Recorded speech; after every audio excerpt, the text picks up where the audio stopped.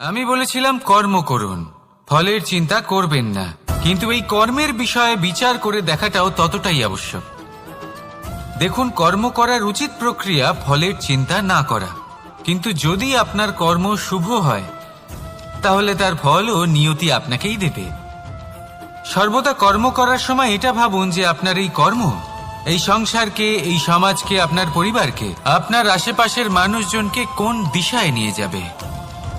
যদি এটা সবার জন্য মঙ্গলময় হয় তাহলে কর্ম করতে থাকুন। আর হ্যাঁ, নিশ্চিত রূপে ফলের চিন্তা করবেন না। আসুন আমার সাথে ভালোবেসে বলুন, রাধা রাধা।